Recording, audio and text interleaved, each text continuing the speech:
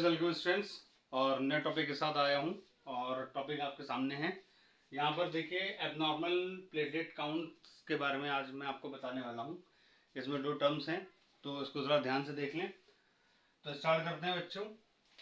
तो platelet counts में abnormality जब आती है वो किस वजह से आती है? दो फैक्टर्स हैं यहाँ पर। पहला है थ्रोम्बोसाइटोपेनिया, ठीक है ना बच्चों? तो ध्यान से देख लो, ये थ्रोम्बोसाइटोपेनिया मतलब क्या हो गया कि जब ब्लड प्लेटलेट का जो काउंट होगा वो क्या होगा? 1.5 लाख से नीचे होगा। यानी जब 1.5 लाख माइक्रोलीटर पर माइक्रोलीटर में 1.5 लाख से अगर इनकी वैल्यू घट जाती है, कम हो जाती है, तो उसको हम बोलते हैं थ्रोम्बोसाइटोपेनिया। ठीक।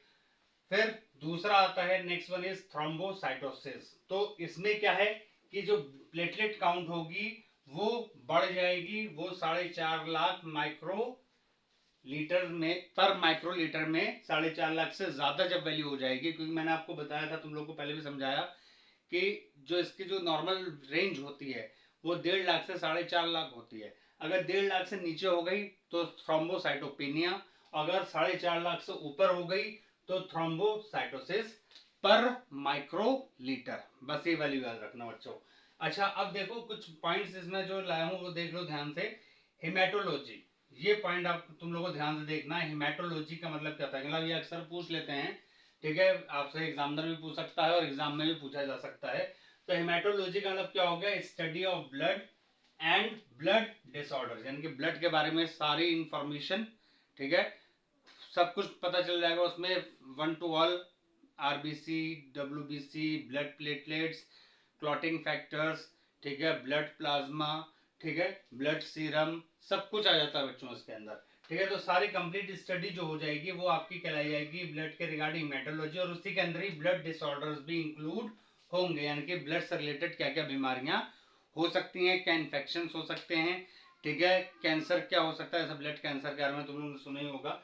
ठीक है, तो ओवरऑल जो स्टडी होगी ब्लड की रिगार्डिंग डिसऑर्डर्स, तो वो आता है हेमेटोलॉजी के अंदर। अब नेक्स्ट पॉइंट देख लो, एक्सट्रीमली लो प्लेटलेट काउंट्स। देखो ये वो पॉइंट है, जैसे अक्सर लोग कहते हैं कि भाई अगर ब्लड प्लेटलेट्स या प्लेटें अगर गिर जाएंगी तो क्या होगा?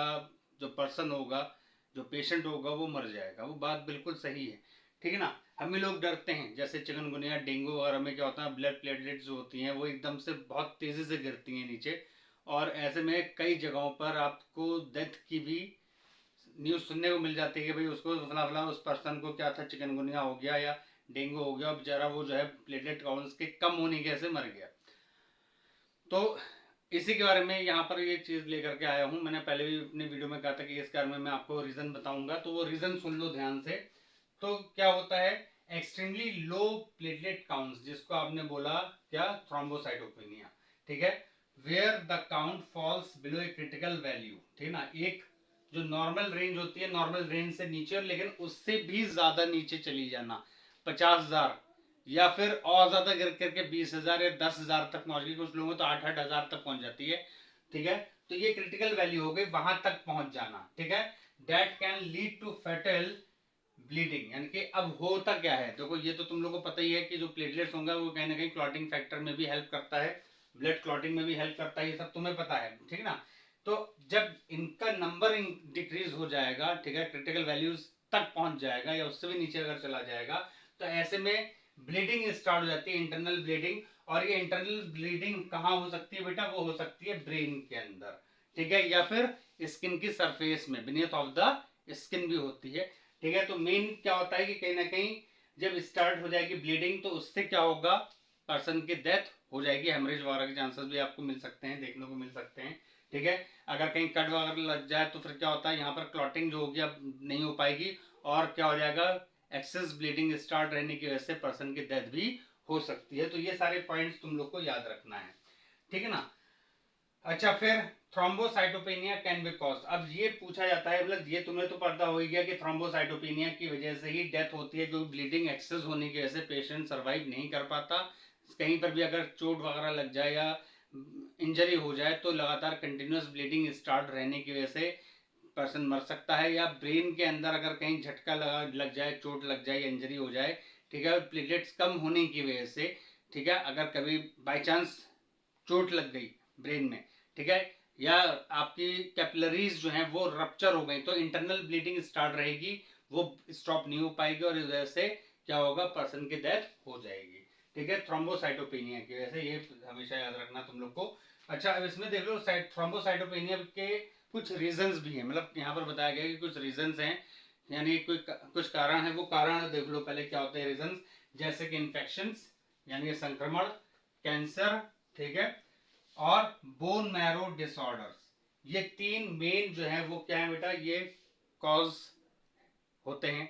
ठीक है, पॉजिटिव फैक्टर्स हैं या फैक्टर्स हैं जिनसे क्या होता है, थ्रोम्बोसाइटोपेनिया होता है, यानी कि जो ब्लड प्लेटलेट काउंट है एनॉर्मसली जो होगी, रैपिडली डाउन पर डाउन होती चली जाएगी और लास्ट में जाकर के पेशेंट के लिए लाइफ थ्रेटनिंग बन जाती है।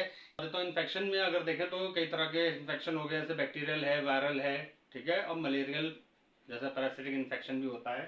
ठीक है, तो इन्फेक्शन में जैसे वायरल होगा तो जितने भी वायरसेस होंगे, जैसे HIV वायरस हो गया, रुबेला वायरस हो गया, ठीक, तो ये वायरस क्या करते हैं, डायरेक्ट अटैक करते हैं किसके ऊपर, बोन मैरो के ऊपर, डैमेज करते हैं। ठीक है, इस प्रकार से जितने भी आपके ब्लड सेल्स हैं इंक्लूडिंग ब्लड प्लेटलेट्स, उनका फिर प्रोडक्शन नहीं हो पाता ढंग से। ठीक है, और इसी वजह से जो है नंबर जो होगा ब्लड प्लेटलेट्स का वो डाउन हो जाएगा।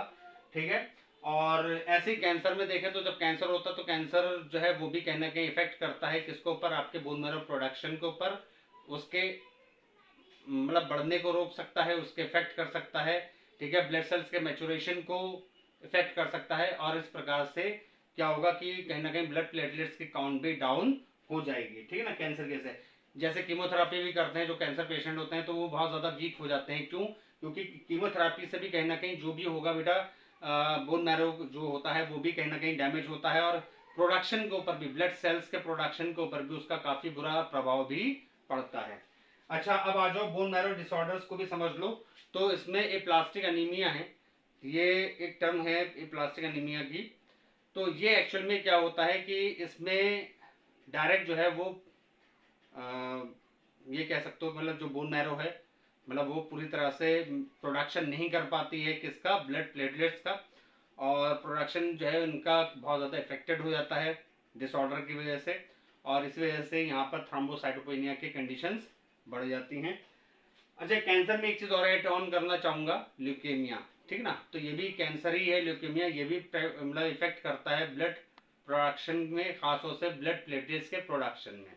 ठीक है, तो ये इतना काफ़ी है आज के लिए, अच्छे से तैयार कर लेना। Thank you very much friends.